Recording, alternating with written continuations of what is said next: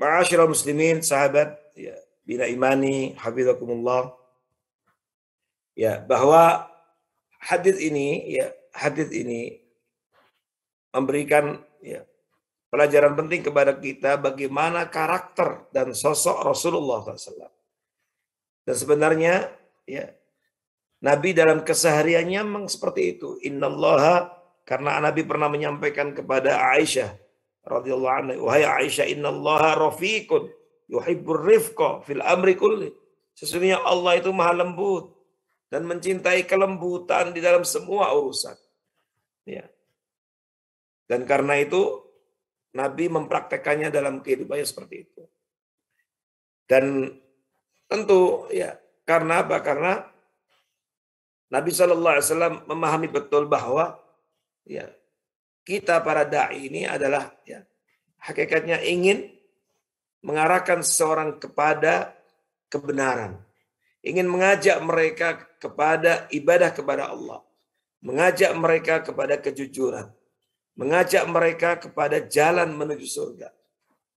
Dan karena itu ini adalah sebuah ya, amal yang mulia dan tentu harus dipedomani dalam perjalanan kehidupan kita.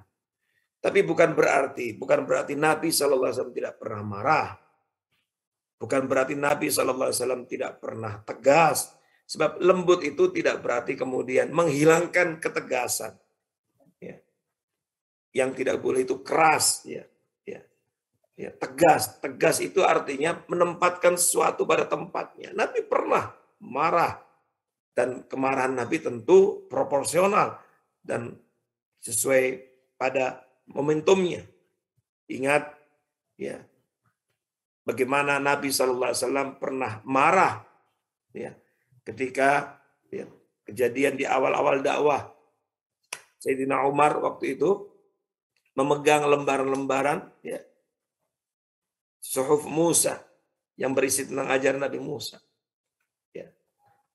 Pada saat konsentrasi dan fokus saat itu adalah berinteraksi memperdalam Al-Quran.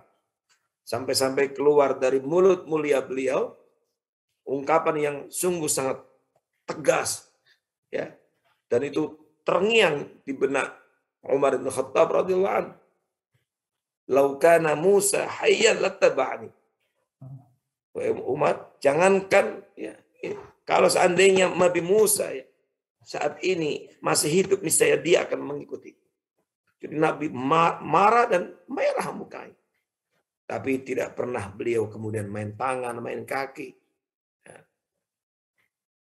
Kita ingat juga bagaimana ketika ada seorang sahabatnya yang melakukan dalam tanda petik sebuah kemungkaran yang sebenarnya tidak perlu, tetapi terjadi.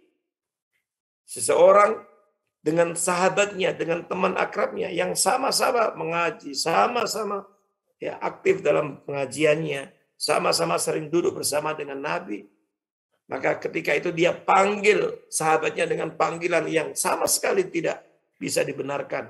Ya benar Sauda, wahai anak dia putra dari wanita yang hitam, wanita yang berkulit hitam. Sebuah panggilan yang sama sekali tidak dibenarkan. Sampai kemudian Nabi SAW marah. Ya. Dan di antara ketegasan kemarahan beliau terucap ungkapan innaka mru'un fika jahiliyah. Sesungguhnya engkau adalah sosok manusia yang masih ada jahiliyahnya. Panggilan-panggilan seperti itu tidak dibenarkan. Dan ini perlu menjadi perhatian kita, ma'asyiral muslimin hafizakumullah. Sampai hari ini medsos masih diramaikan dengan julukan panggilan-panggilan yang kurang tepat, kurang baik, sebagai panggilan penghinaan, sebagai panggilan untuk ya mendiskreditkan seseorang. Dan ini penting untuk kita hindari, ya. Sebab apa yang terucap, apa yang terlontar, apa yang tertuang, komentar, ucapan, dan ucapan sekarang ini bisa juga dalam bentuk yang tertulis. Itu semuanya tidak lepas. Ma yalfidhu min qawlin illa ladaihi raqibun atid. Tentu semuanya akan tertulis dan semuanya akan diminta pertanggungjawabannya. Ada pertanggungjawabannya. Karena itu Nabi mengatakan, inna kamrun fika jahiliyah. Engkau memanggil saudaramu dengan panggilan yang seperti itu. Merendahkan dia dengan panggilan seperti itu. Itu menunjukkan bahwa dalam dirimu masih ada jahiliyah. Ini sebuah ucapan yang sungguh dahsyat. Seperti petir yang menyambar. Maka sahabat yang ditegur itu kemudian sampai minta maaf. Bahkan sujud-sujud, kalau boleh sujud, dia akan sujud. Meminta maaf kepada kawannya yang dipanggil dengan panggilan yang tidak baik tadi itu. Dan ini menunjukkan bahwa Nabi Shallallahu Alaihi Wasallam bisa tegas. Ya. Jadi semuanya tentu pada tempatnya.